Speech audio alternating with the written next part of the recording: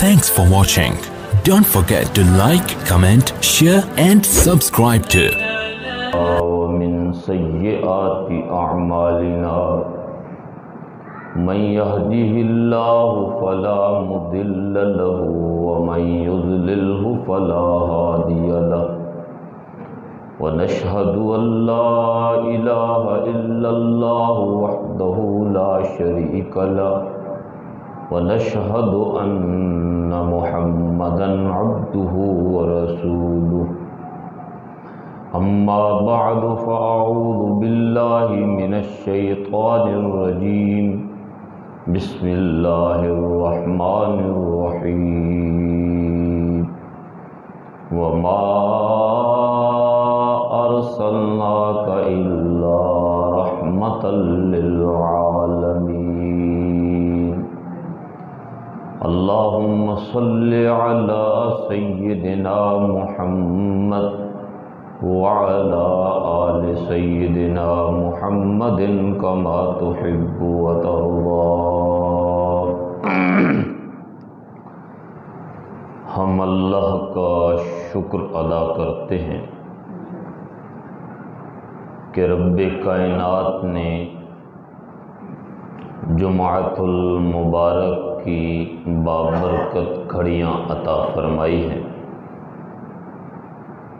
بے شمار درود اور بے انتہا سلام پیش کرتے ہیں رحمت عالم سید دو عالم امام دو عالم خاتم النبیین محسن انسانیت حضرت محمد مصطفیٰ صلی اللہ علیہ وآلہ وسلم کی ذات پر جو ہمارے رہبر بھی ہیں اور رہنما بھی ہیں۔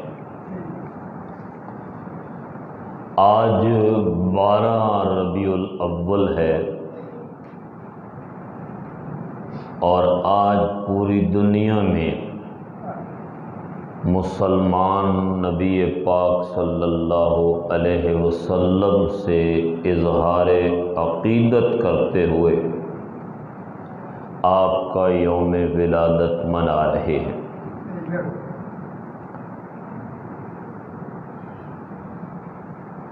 حدیث میں کوئی ایسی حدیث صحیح موجود نہیں ہے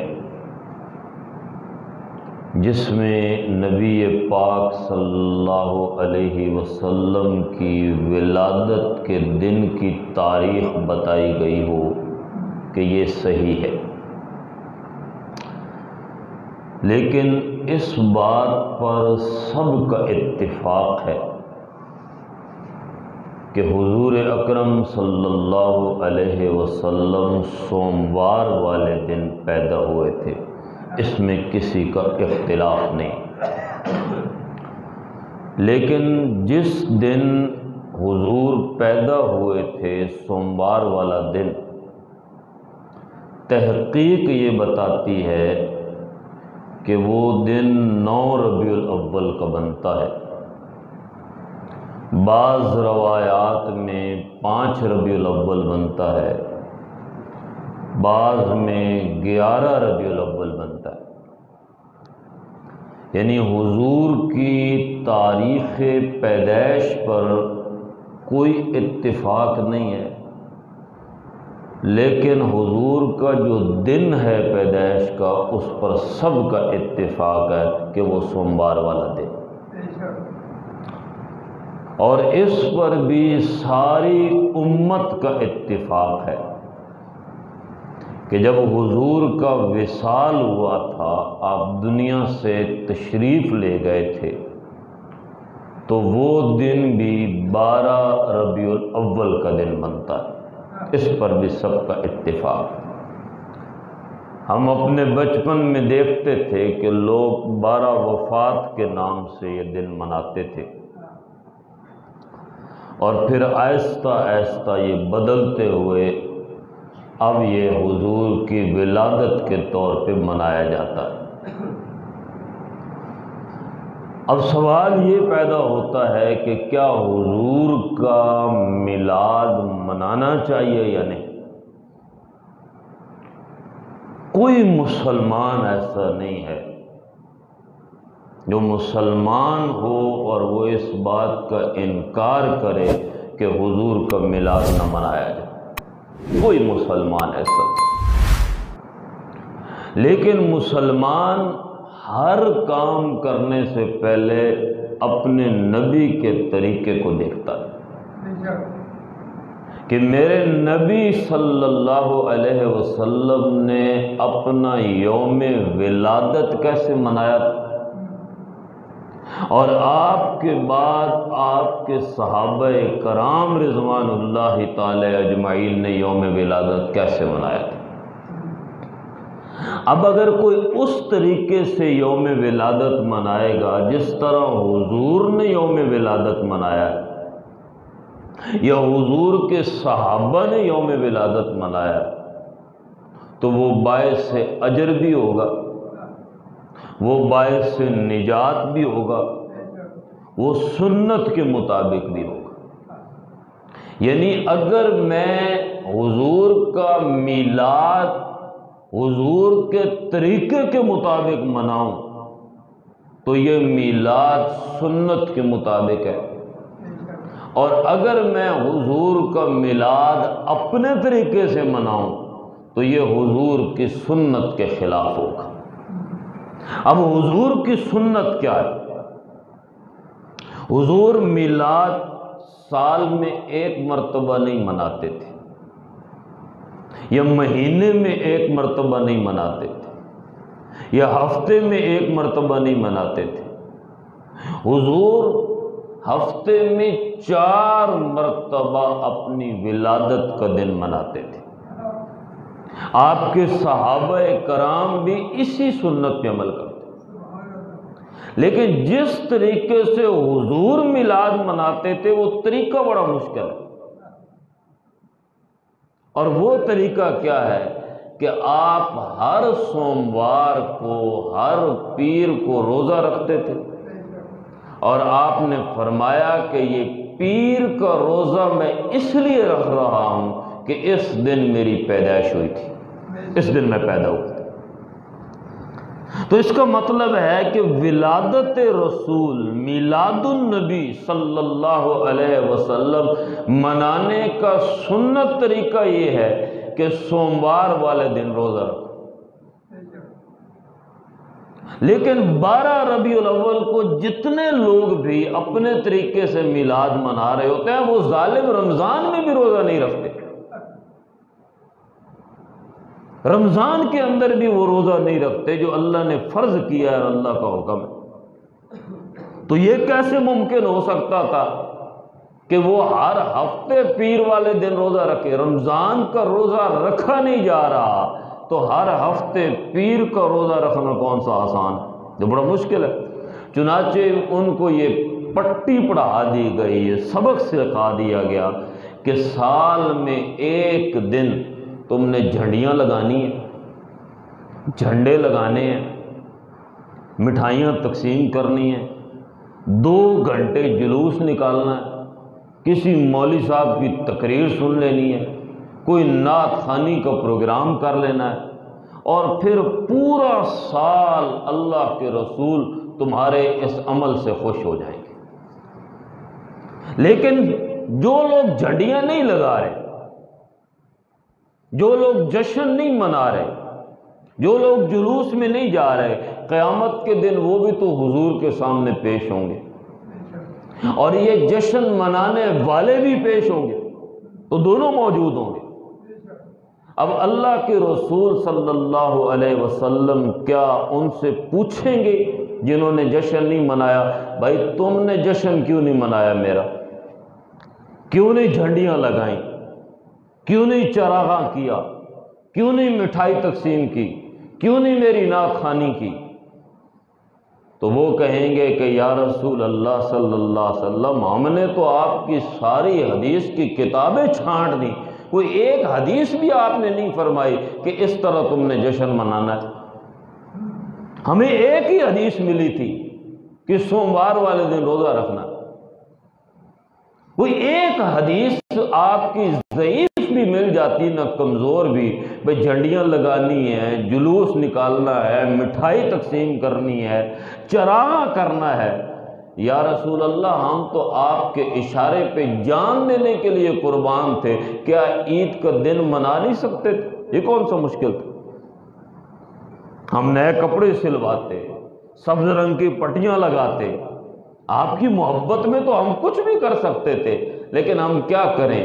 آپ ہی نے فرمایا مجھ سے اس طرح محبت نہ کرنا جس طرح عیسائیوں نے عیسیٰ علیہ السلام سے کی تھی.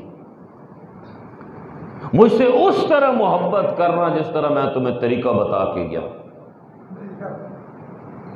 اب وہ طریقہ کیا ہے؟ حضور سے محبت کا طریقہ کیا ہے؟ حضور سے محبت کا طریقہ بڑا مشکل ہے، اور وہ طریقہ یہ ہے کہ اللہ نے قرآن میں کہا قُلْ إِن كُنتُمْ تُحِبُّونَ اللَّهَ فَاتَّبِعُونِي يُحْبِبْكُمُ اللَّهُ. میرے نبی صلی اللہ علیہ وسلم آپ کہہ دیجئے کہ اگر تم چاہتے ہو نا اللہ تم سے محبت کرے، تم اللہ کے محبوب بن جاؤ، تو اس کی صرف ایک ہی صورت ہے، اور وہ یہ ہے کہ میرے نبی کے طریقوں پہ چلنے والے بن جاؤ، اللہ تم سے محبت کرے. اب ایک بندہ 12 مہینے نماز بھی نہ پڑھے، روزے بھی نہ رکھے، جھوٹ بھی بولے، ملاوٹ بھی کرے، سود بھی کھائے، رشوت بھی لے، سنت کو بھی صاف کیا ہوا ہو. یہ دیکھ لے، میں آج آ رہا تھا، جتنے نوجوان جلوس نکال کے پھر رہے تھے، کسی ایک کے چہرے پہ بھی داڑھی نہیں تھی. یہ عاشقان رسول کا ایک جرمٹ تھا کہ ایک مولانا صاحب تھے، ان کے چہرے پہ داڑھی تھی، پیچھے جتنے عاشقان رسول تھے ان کا چہرہ صاف تھا. اور وہ نعرہ کیا لگا رہے تھے؟ غلامی رسول میں داڑھی قبول نہیں ہے، موت قبول ہے. غلامی رسول میں سچ قبول نہیں ہے، موت قبول ہے. غلامی رسول میں نماز قبول نہیں ہے، موت قبول ہے. اسی لیے وہ عنایت علی خان رحمت اللہ علیہ کا بڑا مشہور شعر ہے نعتیہ. اس نے کہا تیرے حسن خلق کی ایک رمق نہ مل سکی میری زندگی میں. یا رسول اللہ تیرے حسن خلق کی ایک رمق نہ مل سکی میری زندگی میں اسی میں خوش رہا کہ شہر کے در و بام کو تو سجا دی. آپ کی زندگی کا ایک طریقہ میری زندگی میں نہیں ملا، آپ کے اخلاق کا ایک پہلو میری زندگی میں نہیں ہے، آپ کے نمونے میں سے کوئی نمونہ میری زندگی میں نہیں ہے، اور میں اسی میں خوش رہا کہ میں نے شہر سجا دیا، جھنڈیاں لگا دی، چراغاں کر دیا، جشن کر دیا، میں اسی میں خوش رہا. جو دکاندار دکان پہ بیٹھ کے ڈنڈی مار رہا ہوتا ہے وہی بازار میں جھنڈی لگا رہا ہوتا ہے.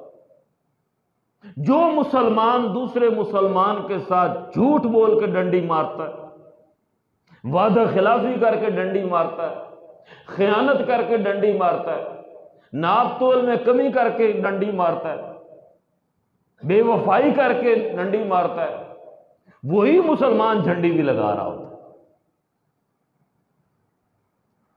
اور ایسا عاشق رسول یہ نبی صلی اللہ علیہ وسلم کی بدنامی کا سبب بن رہا ہے کہ جب دشمنان مصطفیٰ دیکھتے ہیں تو وہ کہتے ہیں تم محمد کے غلام ہو، تمہاری سیرت حضور کے مطابق نہیں، تمہارا کردار حضور کے مطابق نہیں، تمہارا اخلاق حضور کے مطابق نہیں. یہ کون سا عشق ہے؟ عشق تو اس چیز کا نام ہے کہ میرے نبی نے فرمایا لا یؤمن احدکم حتی اکون احب الیہ من والدہ وولدہ والناس اجمعین. میں تمہیں تمہاری اولاد، تمہارے والدین اور دنیا کی ہر چیز سے زیادہ محبوب ہو جاؤں. میدان جنگ سے میرے نبی واپس آ رہے ہیں، ایک عورت آئی، کسی نے بتایا تیرا بیٹا شہید ہو گیا، کہا بیٹے کو چھوڑو، بتاؤ میرے نبی کی کیا حالت ہے؟ اس نے کہا اللہ کے رسول ٹھیک ہیں، اسے سکون نہیں ملا۔ چند قدم چلی تو راستے میں کسی نے بتایا تجھے پتا ہے تیرا شوہر بھی شہید ہو گیا ہے؟ کہا اللہ اس کی مغفرت فرمائے، یہ بتاؤ اللہ کے رسول کی کیا حالت ہے؟ وہ چند قدم اور آگے چلی، کسی نے بتایا تیرا باپ شہید ہو گیا ہے، کہا اللہ اس کے لیے جنت کو آسان کر دے، مجھے یہ بتاؤ اللہ کے رسول کی کیا حالت ہے؟ یہاں تک کہ رحمت عالم کا چہرہ نظر آیا، وہ مسکرائی، آپ نے فرمایا بی بی پتہ چلا ہے تیرا شوہر، تیرا بیٹا، تیرا باپ شہید ہو گیا ہے۔ رحمت عالم صلی اللہ علیہ وآلہ وسلم کو اس عورت نے کہا یا رسول اللہ سارا خاندان بھی شہید ہو جائے، لیکن جب میں نے دیکھ لیا تو مجھے سکون مل گیا کہ آپ کو کچھ نہ ہو۔ لا یؤمن احدکم حتی اکون احب الیہ من والدہ وولدہ والناس اجمعین، میں اللہ کا رسول تمہیں ہر چیز سے زیادہ محبوب ہو جاؤں۔ جھوٹ بولتے ہیں ہم کہ ہم اللہ کے رسول سے محبت کرتے ہیں، جھوٹ بولتے ہیں۔ یہ محبت درود سے آگے نہیں بڑھتی، یہ محبت سلام سے آگے نہیں بڑھتی، یہ محبت عید میلاد النبی سے آگے بڑھتی نہیں ہے۔ محبت اس چیز کا نام ہے کہ جس بات کا تمہیں پتہ چل گیا ہے کہ یہ میرے رسول نے کہی ہے، یہ میرے رسول نے یہ کام کیا ہے، یہ میرے رسول کا حکم ہے، بس اس کام کو کر لو، اور جس سے میرے نبی نے کہا رک جاؤ اس سے رک جاؤ۔ کتنے نوجوان ہیں جو آج 12 ربیع الاول کو جلوس بھی نکال رہے ہیں لیکن موسیقی سننا نہیں چھوڑیں گے، انہیں پتہ ہے اللہ کے رسول نے موسیقی کو حرام قرار دیا ہے۔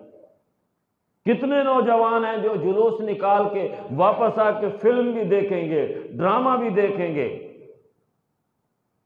انہیں پتہ ہے اللہ کے رسول نے منع فرمایا ہے کہ اپنے آنکھوں میں حیا پیدا کرو، لیکن یہ اتباع کرنا یہ بڑی مشکل ہے۔ تیرے حسن خلق کی ایک رمق نہ مل سکی میری زندگی میں اسی میں خوش رہا کہ شہر کے در و بام کو تو سجا دے۔ آخری بات، ہم مذمت کرتے ہیں، لائیو چل رہا ہے جہاں تک میری بات پہنچ رہی، کل رحمت عالم صلی اللہ علیہ وسلم کے غلام خلیفہ راشد سسر مصطفیٰ صلی اللہ علیہ وسلم حضرت فاروق اعظم رضی اللہ تعالیٰ عنہ کی شان میں سندھ میں گستاخی کی گئی، حضرت عمر کا پتلا بنایا گیا۔ آپ جانتے ہیں کہ ہم جب کسی سے نفرت کرتے ہیں اور جلوس نکال کے پتلا بناتے ہیں، کبھی مودی کا بناتے ہیں، کبھی امریکہ کے صدر کا بناتے ہیں، کبھی کوئی قرآن کی گستاخی کرے تو اس کو پتلا بناتے ہیں، پھر اس کو آگ لگاتے ہیں، پھر اس پہ پتھر مارتے ہیں، پھر اسے گالیاں دیتے ہیں۔ کل حضرت عمر کا پتلا بنایا گیا، اس پتلے کے اوپر پتھر مارے گئے، انہیں گالیاں دی گئیں، اور یہ کون کر رہا ہے؟ یہ وہ کر رہے ہیں جو اپنے آپ کو مسلمان کہتے ہیں، جو کلمہ پڑھتے ہیں، لیکن اللہ نے آج سے 1500 سال پہلے کہہ دیا تھا یہ منافق ہیں، یہ مسلمان نہیں ہیں، یہ منافق ہیں۔ ہم حکومت سے کہتے ہیں، ہم عدالتوں سے کہتے ہیں، اس سے پہلے کہ لوگ خود کھڑے ہو جائیں اور فساد پیدا ہو جائے، یہ ریاست کی ذمہ داری بنتی ہے کہ ایسے لوگوں کو عبرت کا نشان بنایا جائے، انہیں ایسی کڑی سزا دی جائے، اور ٹیلی ویژن کے اوپر پوری قوم کو دکھایا جائے کہ جو صحابہ کرام کی شان میں تھوڑی سی بھی گستاخی کرے گا، اہل بیت کی شان میں گستاخی کرے گا، اولیاء کرام کی شان میں گستاخی کرے گا، کسی بھی مسلک اور فرقے کے بزرگوں کی شان میں گستاخی کرے گا، اس کو عبرت کا نشان بنایا جائے۔ ہم اپنے باپ کی گستاخی برداشت نہیں کر سکتے، صحابہ کی گستاخی کیسے برداشت ہو سکتی؟ اور صحابی بھی کوئی عام صحابی نہیں جس کی وجہ سے نہ جانے کتنی قرآن کی آیات نازل ہوئی تھی، 1500 سال گزر گئے، اسے معاف نہیں کیا جا رہا، اسے معاف نہیں کیا جا رہا۔ ایک یہودی اس سے ناراض ہیں اور دوسرے کلمہ پڑھنے والے یہودیوں کے وہ ایجنٹ اس سے ناراض ہیں، جو ممبر پہ بھی بیٹھ کے حضرت عمر کی شان میں گستاخی کرتے ہیں۔ اللہ رب العالمین اس قوم کو ہدایت عطا فرمائے اور ہمیں سیرت کے پیغام کو بھی سمجھنے کی توفیق عطا فرمائے۔ وآخر